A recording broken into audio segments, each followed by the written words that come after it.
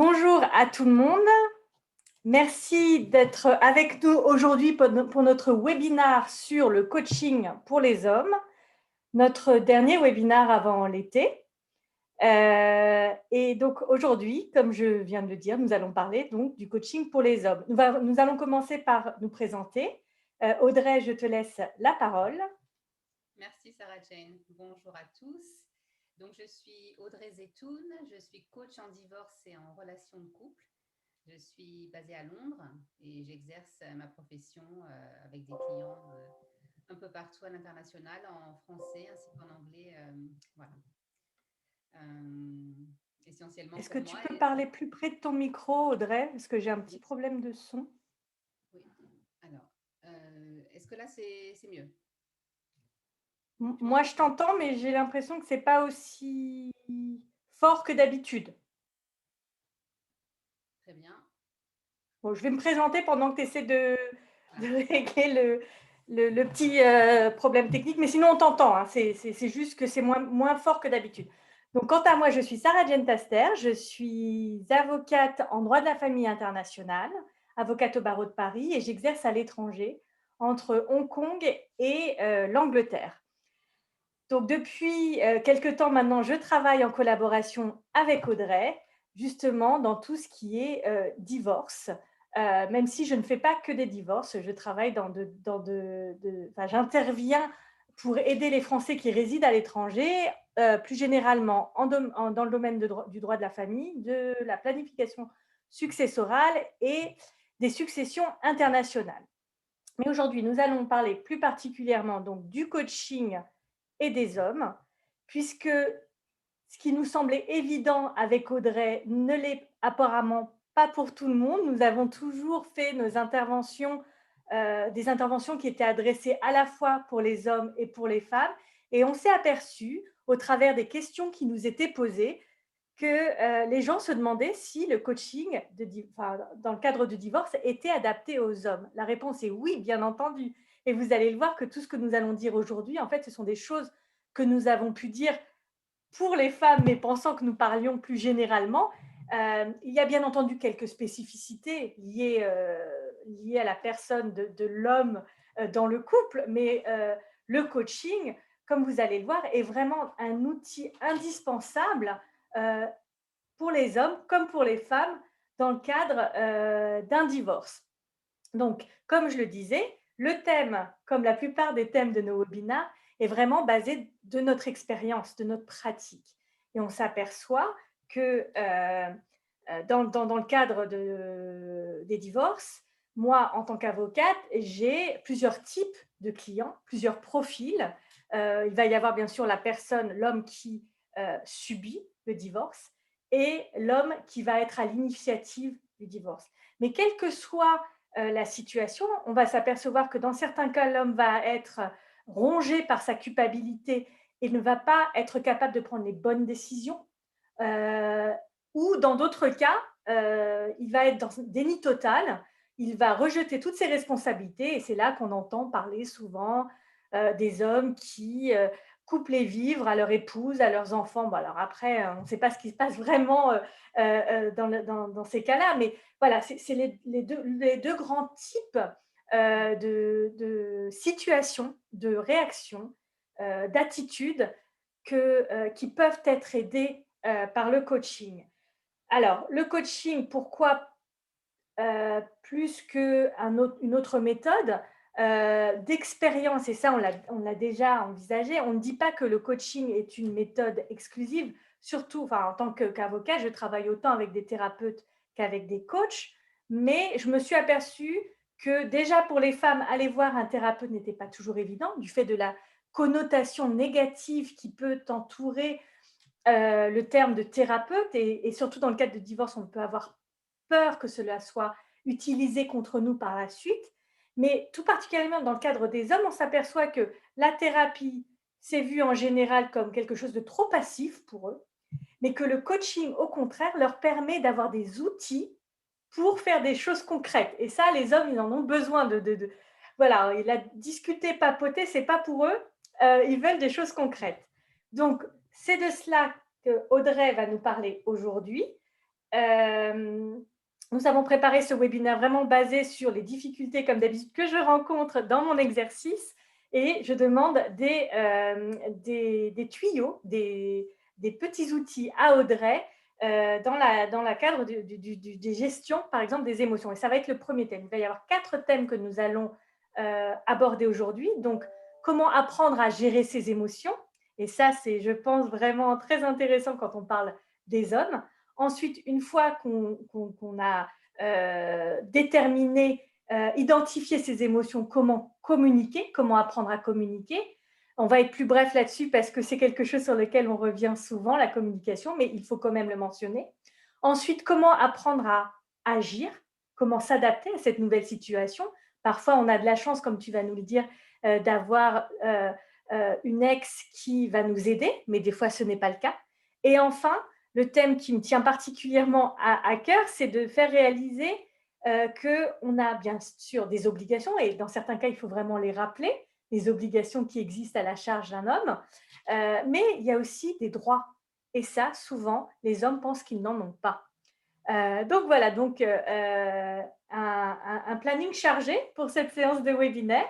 Et donc, je cède la parole à Audrey qui va nous parler du premier point, la gestion des, comment apprendre à gérer ses émotions. Merci Sarah Jane. J'espère que cette fois-ci, mon micro marche bien. Tout va bien? Oui, oui. Super. Oui, alors pour les émotions, c'est vrai que les hommes ont peut-être plus de mal que les femmes à exprimer leurs émotions. Et malgré tout, ils ressentent ces émotions. Ils vont ressentir de la panique, de l'anxiété, de la peur, de la colère, ou toute une combinaison en fait d'émotions possibles. Et le problème avec les hommes souvent, c'est qu'ils ont moins envie d'en parler avec les amis, les copains, la famille, et puis ils demandent moins de l'aide aussi, même à un professionnel. Et pourtant, ces émotions sont normales pour un homme autant qu'une femme, en fait, pour les deux. Quand une relation se termine, quand un mariage se termine, ce sont des émotions tout à fait normales à avoir. Donc, il est important d'en être conscient en tant qu'homme et de peut-être chercher de l'aide ou de chercher à se déverser un petit peu et d'exprimer ses émotions. C'est vrai qu'il y a une émotion qui est souvent exprimée chez les hommes et qui peut être plus acceptée par notre société, parce que souvent la société n'accepte pas de voir un homme qui a peur, qui est anxieux, etc. Enfin, moins peut-être dans un divorce. C'est la colère. Et c'est souvent cette émotion qui prédomine et chez l'homme pour évacuer toutes les autres émotions. Et donc la colère envers son ex-épouse ou future ex-épouse, ça lui donne un petit peu le sentiment de contrôle finalement de sa vie, alors que c'est vrai que le contrôle, il l'a moins à ce moment-là. Il se sent moins en contrôle de son couple, de son futur, etc. Et donc la colère prend le dessus.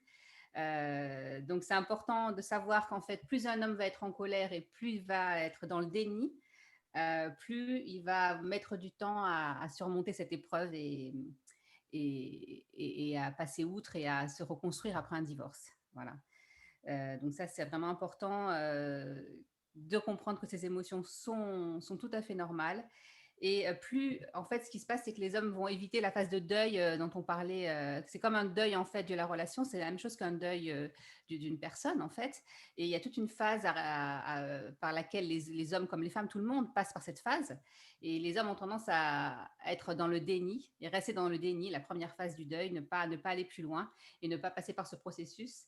C'est ce qui vont les empêcher en fait de pouvoir se reconstruire et rebondir de façon plus saine que ce qu'ils font actuellement, encore une fois, dans la majorité ou dans la généralité, si je peux dire.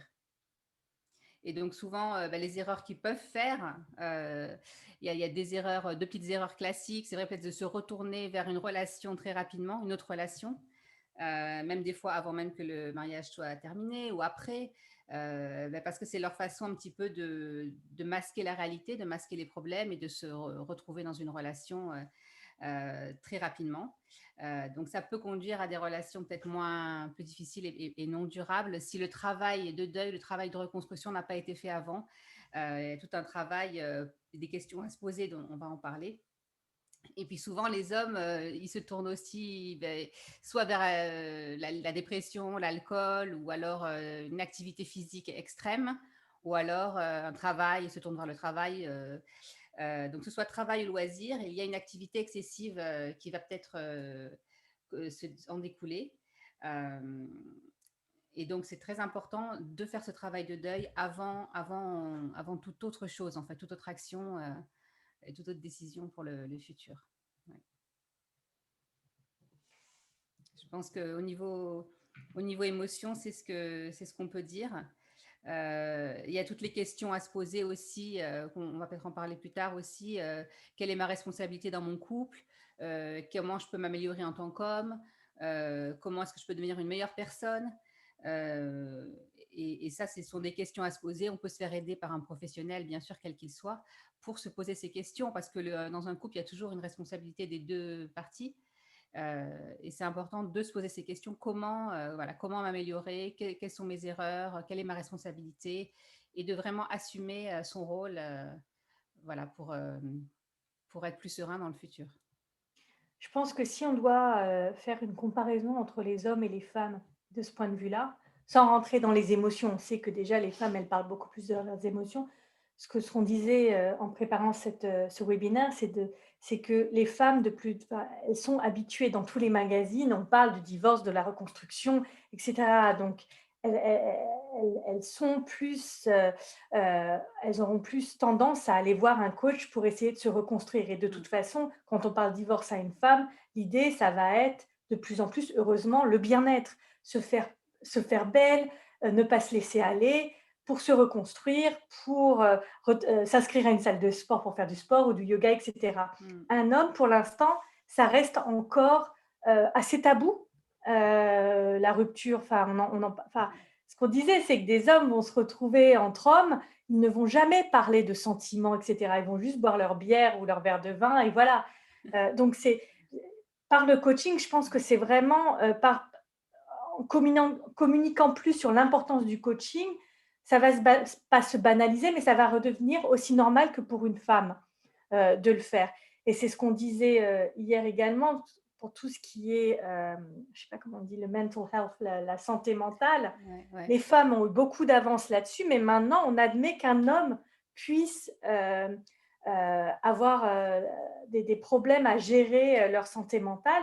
Et ça vient aussi avec le développement de la thérapie et du coaching pour les hommes. Donc voilà, je voulais juste faire ce petit parallèle pour montrer que voilà, c'est important et que c'est bien adapté tant aux femmes qu'aux hommes. Non, c'est Euh, vrai. Ouais, oui. Puis les hommes ont et c'est- tendance à avoir une moins bonne santé physique et mentale, comme tu le disais, après un divorce, et ouais, peut-être voilà, boire excessivement ou faire d'autres choses. Enfin, ça peut plus arriver. se laisser aller que les Plus femmes. se laisser aller, oui. Mm, mm. Mm. Donc ça nous amène au thème numéro 2, la communication, parce que ça c'est aussi un domaine où malheureusement, traditionnellement, les hommes ont un peu plus de mal que les femmes. Oui, alors là, je vais pas, je vais donner simplement quelques petites pistes qui peuvent d'ailleurs être valables pour les hommes comme les femmes et dans un couple ou dans un divorce en fait, un couple non divorcé aussi. Donc, ce sont vraiment des bases de communication à avoir. Donc, 4 petites astuces rapides. Surtout quand vous allez communiquer avec votre ex ou futur ex époux, épouse, c'est vrai que c'est bien d'avoir ce recul et de penser déjà. Alors, la première chose, c'est d'éviter les reproches. Voilà, je sais que vous en avez plein à vous dire dans ces moments-là. Je sais ce que c'est. Euh, Même si c'est la faute de votre partenaire, même si il ou elle a fait beaucoup de choses, essayez de ne pas reprocher, mais plutôt de communiquer ce que vous ressentez et de donner votre ressenti à la personne. Je me sens en colère, je me sens triste, etc. Plutôt que de donner des reproches, tu as fait ci, tu as fait ça, c'est ta faute, etc. Donc déjà, l'autre va se sentir moins en position de défense et va pouvoir répondre d'une autre façon tout de suite. Alors, si je vous dis c'est ta faute, tu as tout cassé, vous allez réagir en fonction, en défense. Tandis que si je dis je me sens triste, je ne sais pas, le vase que j'aimais est cassé, bah, tout de suite, la personne va réagir différemment. Voilà, donc c'est déjà une petite astuce. Un deuxième point, c'est un peu ce qu'on disait tout à l'heure en parlant de la responsabilité et de dire qu'on a tous une part de responsabilité partagée dans une situation, quelle qu'elle soit. Donc un divorce, bien évidemment. Et pour éviter de manquer de respect à l'autre personne, Bon, on a au moins, en général, c'est 30-70, on va dire, dans les histoires, mais on a au moins 10%, on va dire, de responsabilité, il y a quelque chose qui se passe.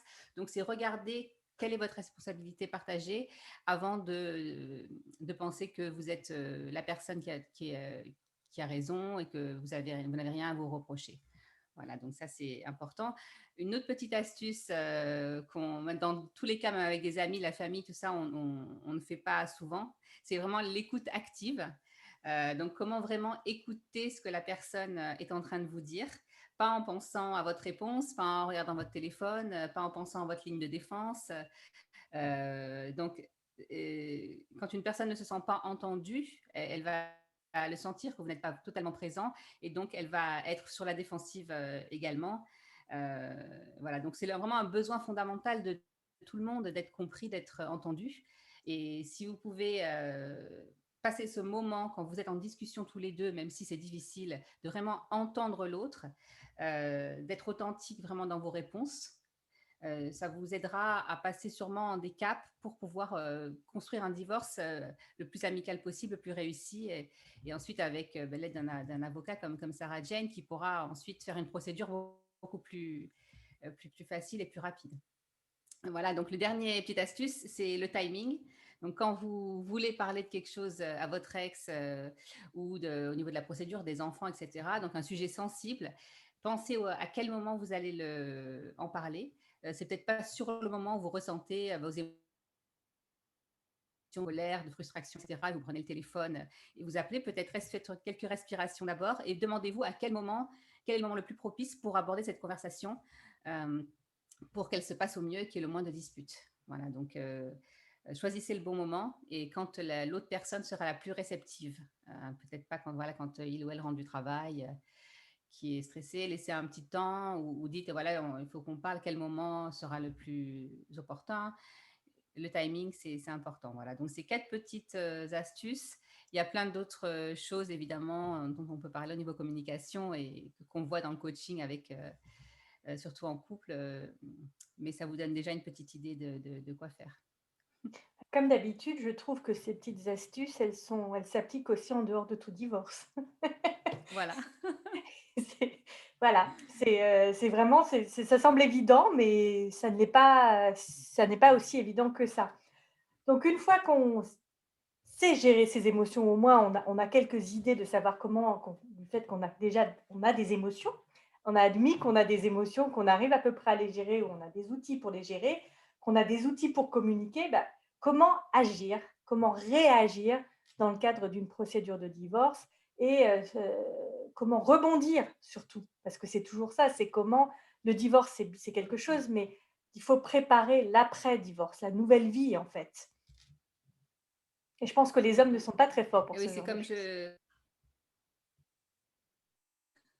non, c'est vrai que c'est important.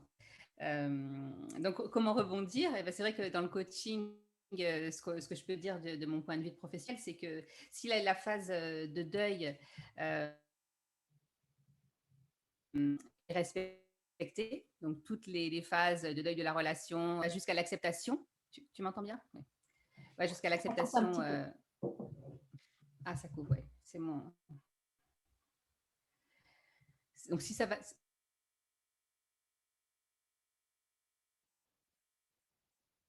Ça coupe. Petit problème technique aujourd'hui.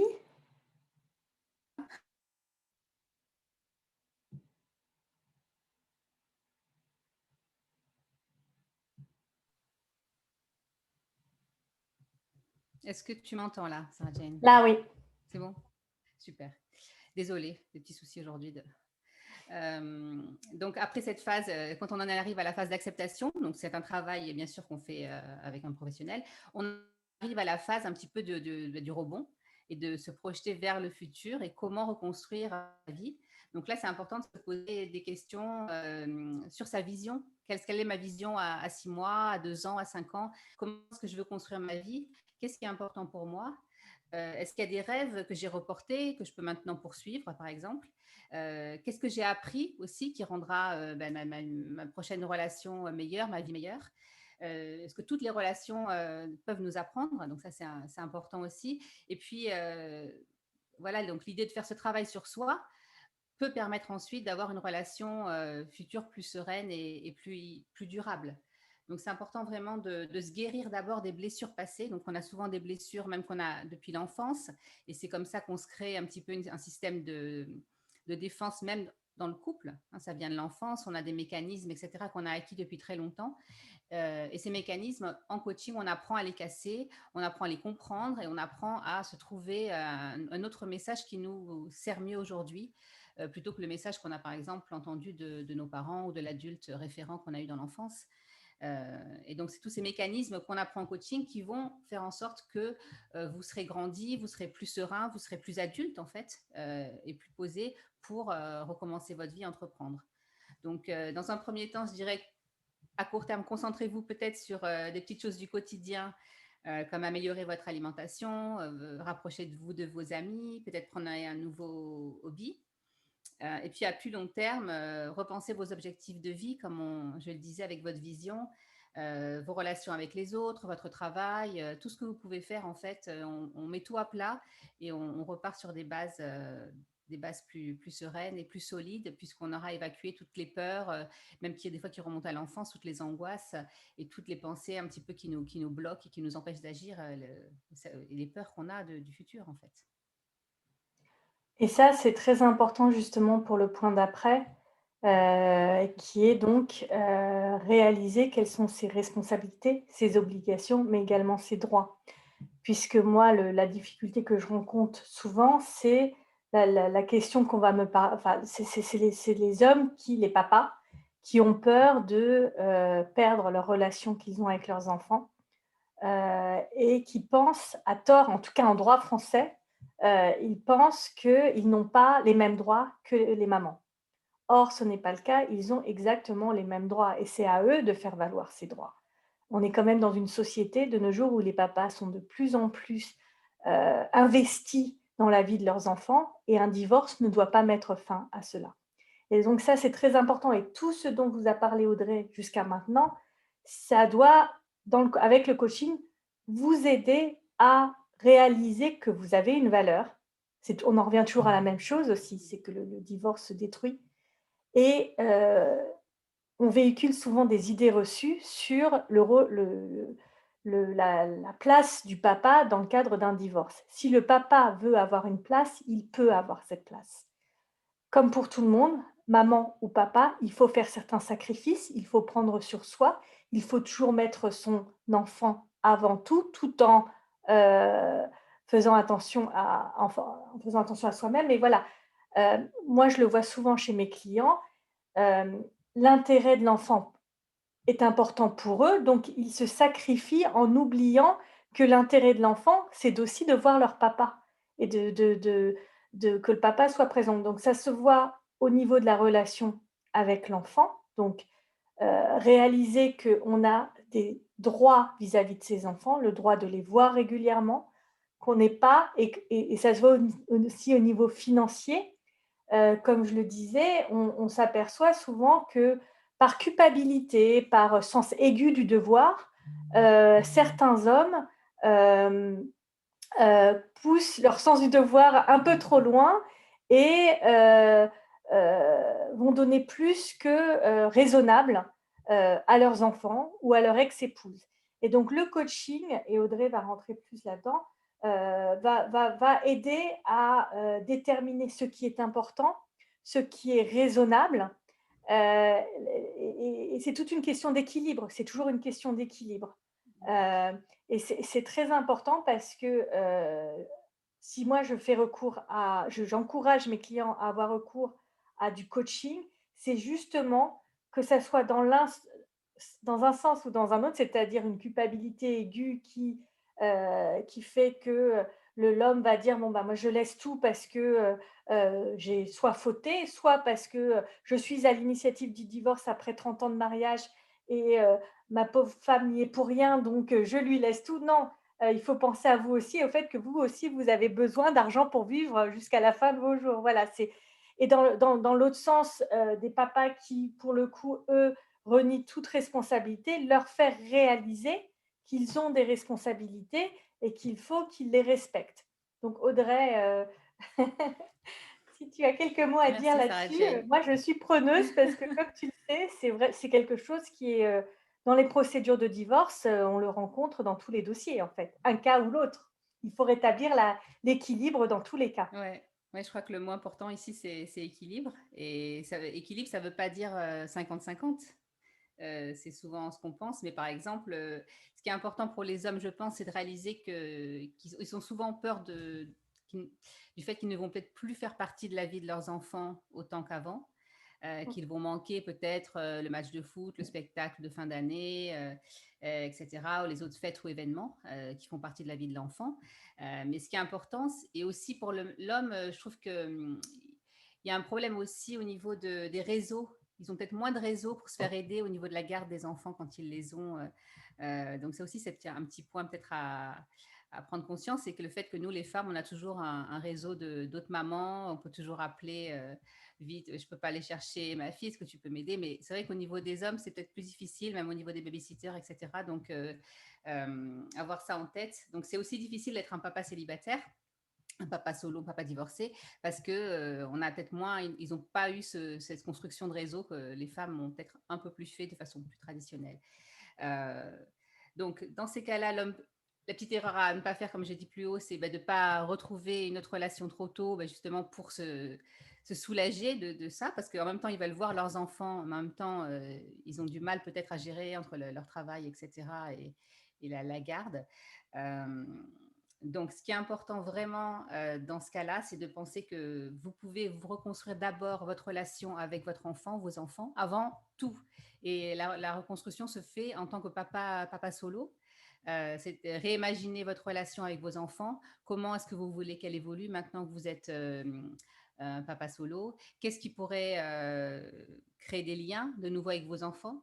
Quels rituels pouvez-vous de nouveau faire ou des nouveaux rituels à créer?